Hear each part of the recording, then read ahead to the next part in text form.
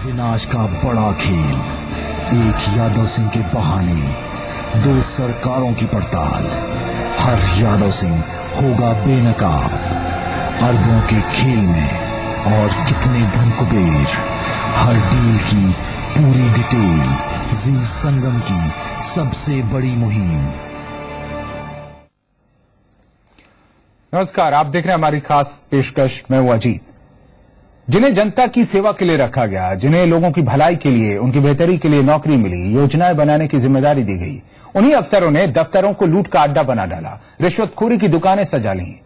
यादव सिंह जैसे भ्रष्ट अफसरों ने पूरे सिस्टम को बर्बाद कर डाला।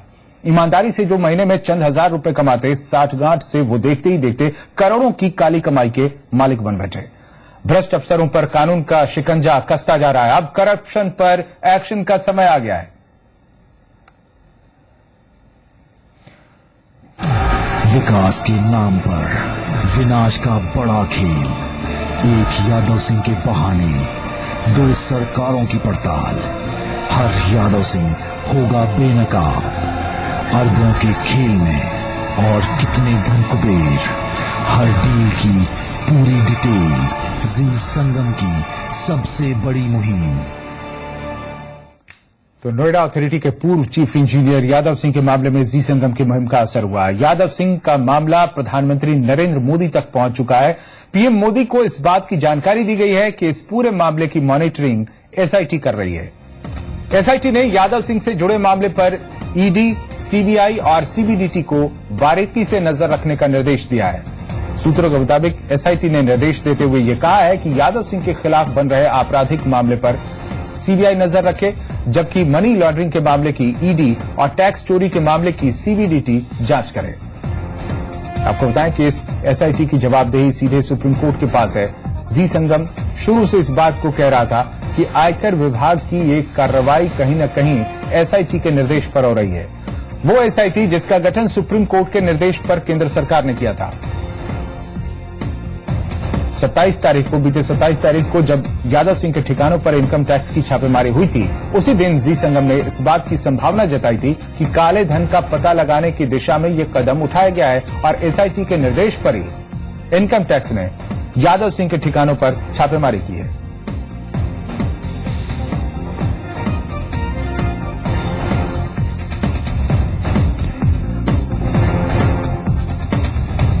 और हमारे साथ खास मेहमान जुड़ गए इस वक्त, जस्टिस सीबी पांडे, पूर्व न्यायाधीश, लखनऊ से जुड़े हैं। बहुत बहुत स्वागत है आपका हमारे इस खास कार्यक्रम में।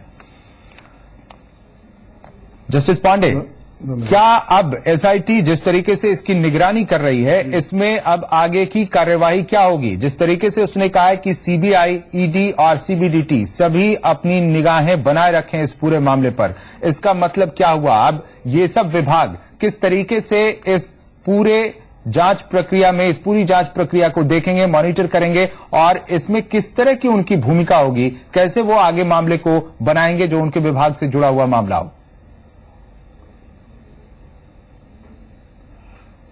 देखिए, एसआईटी को तो ये पूरा ही अधिकार है कि कहीं भी काला धन है, चाहे देश के अंदर या देश के बाहर जी, तो उसको पता लगाए। अब काला धन का पता लगाने का मतलब ये है कि किसी के पास अगर बहुत सारा धन की खुलासा होता है तो निश्चित रूप से कोई भी आदमी अभी देश में तो ऐसा है नहीं कि अगर वो सरकारी नौकरी कर रहा हो और उसके पास अरबों की संपत्ति आ जाए। सरकारी नौकर का तो हो नहीं सकता। तो इसलिए साफ है कि उस सरकारी नौकर के पास अगर इतना पैसा निकला है तो कहीं न कहीं से उसके स्रोत हैं जो कि काले धन के रूप में वो आ रहे हैं या वो खुद उस काला धन बना रहा है। तो निश्चित रूप से एसआईटी जब इस मामले को, जितनी भी जांच एजेंसियां हैं, चाहे इनकम टैक्स डिपार्टमेंट हो, चाहे ईडी डिपार्टमेंट हो, उसको पूरा अधिकार है कि बताइए इन पैसे का सोर्स क्या है जी। और इस पैसे के, एक तो यादव की बात है, यादव के पास तो इतने पैसे आए, लेकिन इस यादव के पैसे जो है कहां से आ रहे हैं, सोर्स से बहुत पता लग जाएगा जी कि सोर्स से आ रहे हैं और फिर कहां वो जा रहे हैं। तो कुछ तो यादव के पास पैसे रुके होंगे और कुछ निश्चित रूप से दूसरे लोगों के पास गए होंगे। तो जो दूसरे लोगों के पास पैसे गए वो लोग कौन कौन है, उनके पास कितना अमाउंट पैसा गया, तो ये सारा अगर आप देखेंगे तो इसे एक बड़ा, बहुत मतलब एसआईटी का ये बहुत बड़ा अच्छा कदम है। क्योंकि इस तरह पता, अभी तो ये लगता था, सब लोग ये समझते थे कि अगर काला धन मिल गया इनकम टैक्स डिपार्टमेंट टैक्स ले लेगा और छोटा मोटा प्रोसिक्यूशन केस कर देगा और उसके बाद हमको मुक्ति मिल जाएगी। जी। लेकिन इस मामले में न केवल यादव जाएंगे बल्कि उससे जुड़े हुए तमाम लोग, जो लोग भी इस मामले में जुड़े हुए हैं, उनका भी खुलासा होगा। और यही सबसे बड़ी जरूरत है इस देश में आज जो आज देश में जो भ्रष्टाचार का जो बड़ा जाल फैला हुआ है, जी, ये जाल कैसे टूटे। और ये टूटने का मैं समझता हूँ कि एसआईटी का ये प्रयास जो है बहुत ही सराहनीय प्रयास है। और इस केस की अगर बात करें, इसमें अभी तक इनकम टैक्स डिपार्टमेंट जहां तक पहुंचा है, जिस मुकाम तक पहुंचा, अभी कई सारे लॉकर्स उसे खोलने बाकी हैं, उसका पता लगाना, उसमें जो कुछ भी निकलता है उसका आकलन करना अभी बाकी है। अब तक जो मामले उजागर हो पाए हैं उनमें किन किन तरह का केसेज बनता हुआ आपको दिख रहा है? सीबीआई से जुड़ा हुआ, ईडी से जुड़ा हुआ और सीबीडीटी से जुड़ा हुआ? ये देखिए, जहां तक इनकम टैक्स डिपार्टमेंट है उसको तो काला धन जब्त करने का पावर है और उसके बाद उनको वो प्रोसिक्यूशन लॉन्च कर सकते हैं, उसमें भी सजा है इनकम टैक्स छिपाने के लिए। दूसरा है मनी लॉन्ड्रिंग का है। मनी लॉन्ड्रिंग के अंदर तो पूरी की पूरी प्रॉपर्टी जब्त करने का भी अधिकार है और उसके अंदर क्रिमिनल प्रोसिक्यूशन लॉन्च करने का अधिकार है। क्रिमिनल प्रोसिक्यूशन बनता है अगर कोई भी पैसा हमने मनी लॉन्ड्रिंग किया। मनी लॉन्ड्रिंग का मतलब यह है कि आपने ब्लैक मनी को व्हाइट बनाने का काम किया। बहुत सारे इसमें ब्लैक मनी को से ही प्लॉट खरीदे गए, व्हाइट मनी से तो खरीदे नहीं गए होंगे। कम दाम दिखाया गया होगा और उसमें ज्यादा बड़े महंगे प्लॉटों को कम दाम पर बेचा गया होगा, फिर उस पैसे को ब्लैक में बदला गया होगा। तो मनी लॉन्ड्रिंग बहुत सारे केस मिलेंगे, निश्चित रूप से मिलेंगे, इसमें कोई संदेह नहीं। जी। तीसरे जो है कि डिसप्रोपोर्शनेट एसेट्स का, क्योंकि यादव गवर्नमेंट सर्वेंट थे और गवर्नमेंट सर्वेंट के पास इतना पैसा आना उनके, तो ये उनके आय से बहुत ज्यादा संपत्ति आय है, तो वो तो प्रिवेंशन ऑफ करप्शन एक्ट का मामला बनेगा ही। और प्रिवेंशन ऑफ करप्शन एक्ट के साथ साथ जो उन्होंने डॉक्यूमेंट्स इधर उधर फर्जी बनाए होंगे, मिसरिप्रेजेंट किया होगा, अथॉरिटी के सामने गलत तथ्य प्रस्तुत किए होंगे जिससे कि 420 के केसेस बनते हैं, बहुत से डॉक्यूमेंट फैब्रिकेट किए होंगे, तो ये जो मामले बनते हैं वो ये सब क्रिमिनल ऑफेंसेज हैं जो कि इंडियन पिनल कोड के अंदर और लाइफ इम्प्रिजमेंट तक इसमें सजा है। तो ये बहुत गंभीर मामले बने। बिल्कुल। तो आपसे हम जानेंगे हम आगे कि क्या अब तक जो भी बातें सामने आई हैं उनके आधार पर ये अलग अलग केसेज बन गए होंगे, इन पर सीबीआई काम कर रही होगी या अभी ये बात उसकी निगरानी में है, आगे वो जब पूरी रिपोर्ट आ जाएगी उसके बाद वो इस पर मामला बनाकर, केस बनाकर आगे बढ़ेगी। आपसे हम आगे बातचीत जारी रखेंगे। इन सब के बीच एक बड़ी खबर मिल रही है, नोएडा अथॉरिटी में यादव सिंह का एक और खेल सामने आया है। यहां 10 ठेकेदार जो अथॉरिटी में लेबर सप्लाई करते थे उनके नाम और पते फर्जी निकले हैं। आरटीआई से मांगी गई जानकारी में यह खुलासा हुआ है। संविदा पर काम करने वाले 4000 कर्मचारियों को सैलरी कैश में मिलती थी, जो कहीं ना कहीं उसकी ब्लैक मनी का हिस्सा था। पैसा चेक के जरिए सैलरी के लिए आता था और वो ऐसे ठेकेदारों की कंपनी को दिया जाता था जो यादव सिंह के नेटवर्क की कंपनी थी। फिर वो ठेकेदार भी काले धन के रूप में सैलरी देते थे।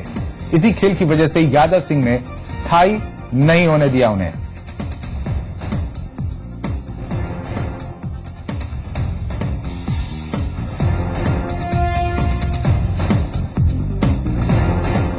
और साथ ही यादव सिंह के मामले में केंद्रीय एजेंसियों के इस कड़े रुख को देखते हुए यूपी की ब्यूरोक्रेसी में हड़कंप मचा हुआ है। सूत्रों के मुताबिक यादव सिंह पर मेहरबान रहने वाले अफसर अब इस मामले को मैनेज करने में जुटे हैं। ये बताया जा रहा है कि जांच एजेंसियों का रुख जानने के लिए कई अफसर दिल्ली पहुंच गए हैं। आपको बताएं कि यूपी कैडर के कई आईएएस, पीसीएस अफसरों के यादव सिंह से गहरे रिश्ते हैं। इसके अलावा कई अफसरों के व्यावसायिक संबंध भी यादव सिंह के साथ हैं।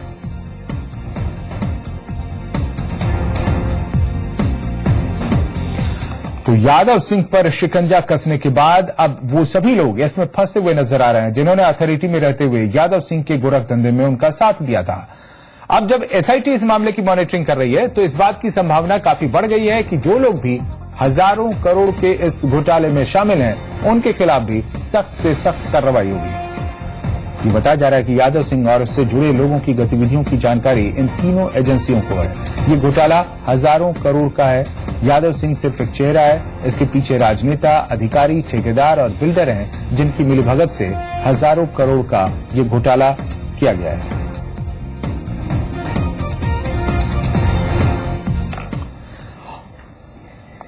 और इन सब के बीच एक एनजीओ ने यादव सिंह के परिजनों के नाम से खुली कंपनियों की लिस्ट जारी किया है। एनजीओ की इस लिस्ट के मुताबिक यादव सिंह के बेटे सन्नी यादव के नाम पर है कंपनी, बेटी करुणा यादव, बहू गरिमा यादव और यादव सिंह की पत्नी कुसुम लता के नाम से कई कंपनियां हैं। इसके साथ ही यादव सिंह के करीबी कुमार सौरभ, आर.के. महेश्वरी, सरोज सिंह, राजू साईं, नम्रता मनोचा और आर.के. मनोचा, अभय महेश्वरी, मनीष कुमार और प्रेम प्रदीप के नामों पर भी कंपनियां चल रही हैं।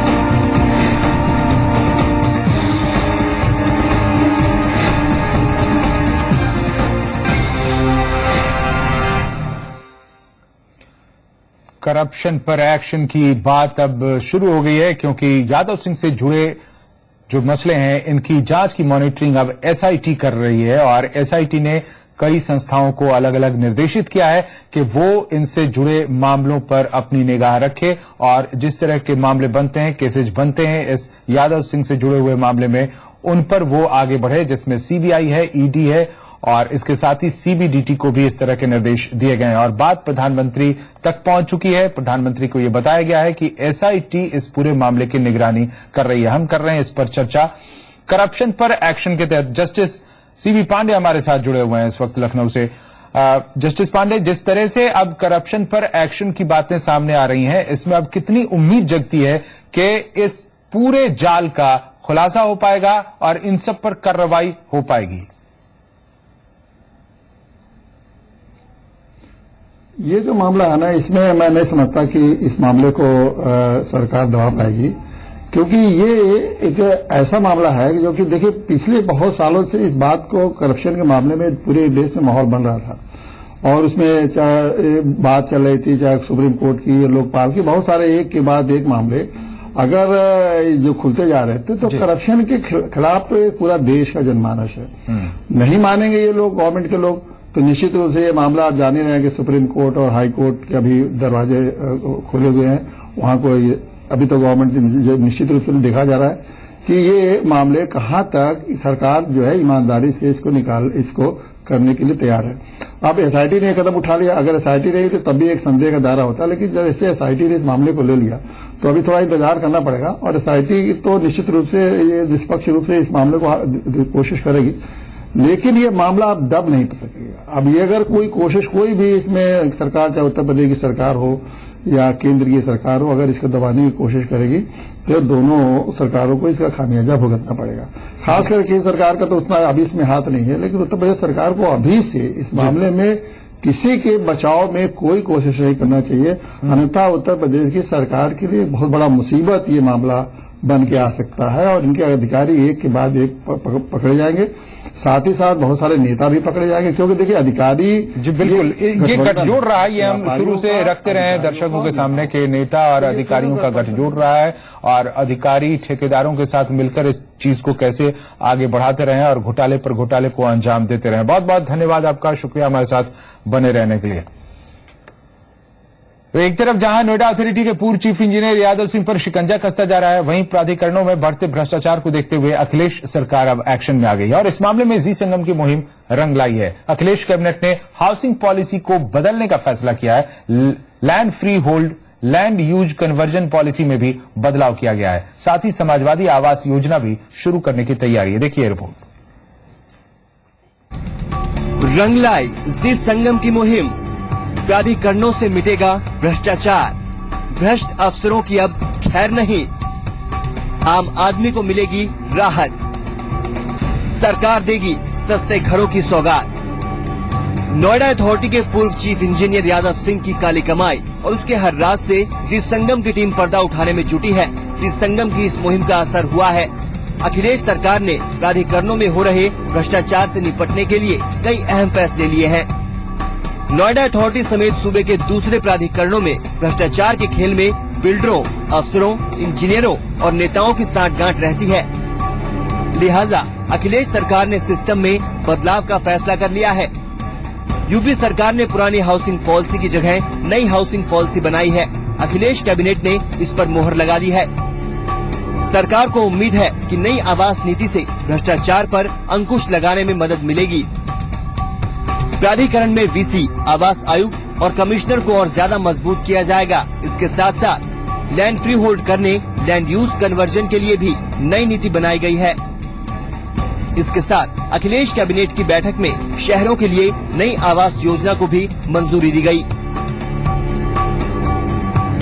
यूपी सरकार समाजवादी आवास योजना शुरू करने जा रही है। इस योजना के तहत अगले 3 सालों में 3 लाख घर बनाए जाएंगे। अगले महीने की 15-16 तारीख को सीएम समाजवादी आवास योजना का उद्घाटन करेंगे।